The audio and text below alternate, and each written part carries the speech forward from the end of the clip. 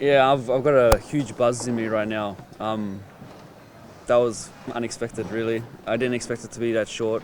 Um, yeah, he was a little bit tricky at first, but he opened himself up a little bit, and that uppercut was something that I was working on throughout all camp. I knew it would be either the right uppercut or the left uppercut, and yeah, the right one got there first. Did you have an expectation coming into the fight? I mean, obviously you expected it to probably last longer than one round, but you still were pretty confident that you would have. Yeah, I was confident that I could stop him. Like I had this kind of feeling inside me that there would be a stoppage, but I was always preparing for a long 6 round fight. It's it's something like I've spoken about this before, but I do a lot of imagination and visualization, and I try and prepare myself for any kind of situation that could be, whether it's positive or negative, and it's just one of the scenarios that was in my head. After the build up and them calling you out for a year or so and then missing weight and bad blood, was it feel sort of like vindication and paper? It was sweet. It was a sweet feeling. He was definitely gutted. It's a tough loss for him to have because very early in his career, as I said in the first press conference, it's either one of us is moving forward, the other one isn't, and it's a harsh reality of the sport. Moving forward, what is next and what could be? I don't know.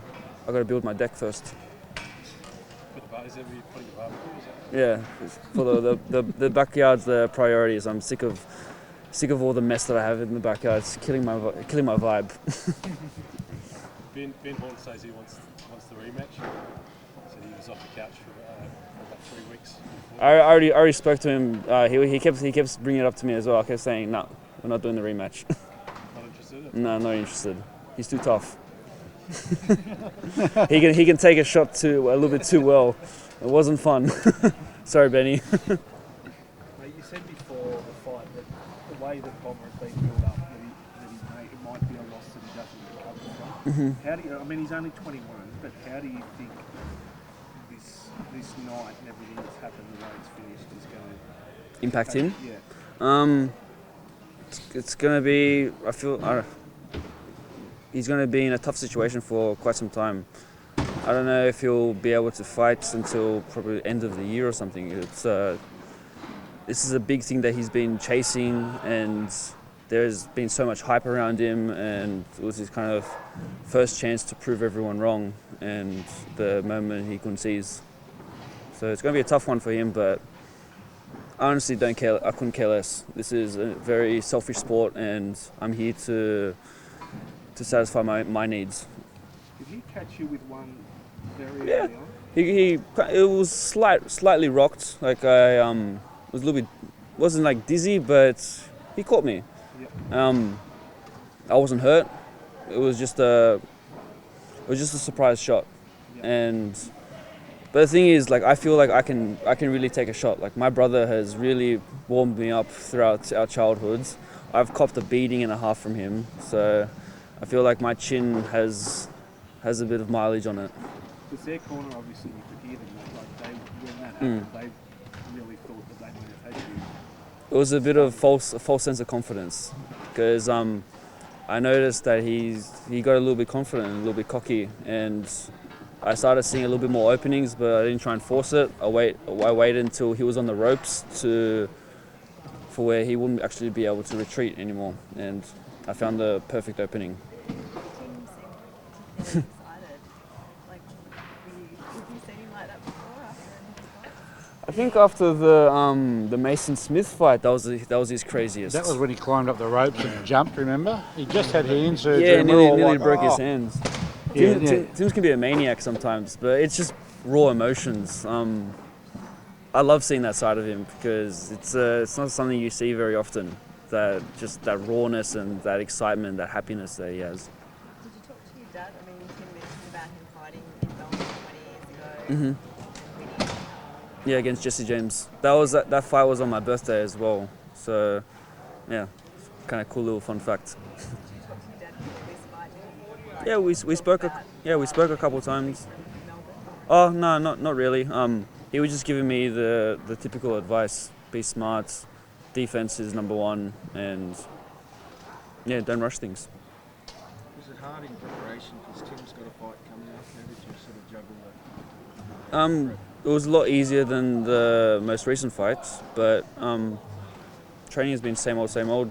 I train a little bit after Tim, and it's Worse more for Igor. It's more of a strain on Igor. Like, I feel sorry for his shoulders. He's always getting massages, always rubbing creams on him. Yeah, he struggles. George, it looks like you've got another pay-per-view star. Where would you like to take him? Oh, look, he's an absolute star, and I think a big portion of this crowd and a big portion of the viewers were tuned in for Nikita Tszyu. I actually I shit myself a little bit in the ring after it when he started to call out who his next opponent was. But, you know, Nikita's a quirky dude. He's you know, they call that Tyson Fury. I did not expect that. I thought he was going to name one of the names that get thrown around in our inner circles, and I thought, don't jump the gun yet. But yeah, he's just putting on a show for everyone, and I love that about Nikita. He's You didn't a expect different guy. YMCA either, Yeah, did you? No, I didn't expect that either. But yeah, I found myself in the ring, and I'm doing Having a little ball. bit of- yeah, so it was good fun. Who picked the walkout music? He said He is quirky, let's be honest. The He last says few this song it's all me. Oh yeah, the last few songs were these gothic funeral stuff that put the crowd to sleep. And George and Matty said to me, "Please, can you talk to him?" So I did, and he said, "Absolutely, let's do it. That's just Nikita. He'll go with whatever is fun and good laugh, and yeah, we'll have some fun with that for the next fight. See what we come up with next." Overall, Glenn, what did you think of Nikita's performance? Like Timmy said, 10 out of 10. We talked about, I said to him, because George and Matty and myself have talked about Nikita's roadmap, and he's going to be busy this year. Probably 3 more fights, and so for us, the beauty of an early night is no injuries, and literally we can roll on to the next. So we take care of Timmy's big fight on June 18, and then Nikita will most likely be back in the ring the following month, July. So stand by for that from No Limits as to what we do there, but 10 out of 10. I think I'm just so excited for him. That was a buzz. Would you want to fight on Tim's world title fight later this year? No. It's that's Tim's moment. It's all for Tim. Too stressful for me as well. Watching Tim fight. It's not easy. I was sweating my balls off last time. Did any of you media by chance hear something mentioned in the ring tonight from George Rose about a double knockout bonus since the referee also got knocked out with the fighter? And did anyone hear about a KO bonus at the end of it? Did anyone want to give us a comment on that, George? I don't think anyone heard him. No one heard it. There you go. There's 20 witnesses here that didn't hear it. Oh, good on you, mate. Yeah. You're on our payroll. We Thank you. appreciate it. The ref got up before the 8 count anyway, so you can't take the double knockout. Yeah. See there. Look, I've got support. You're not on our payroll TKO. anymore. TKO.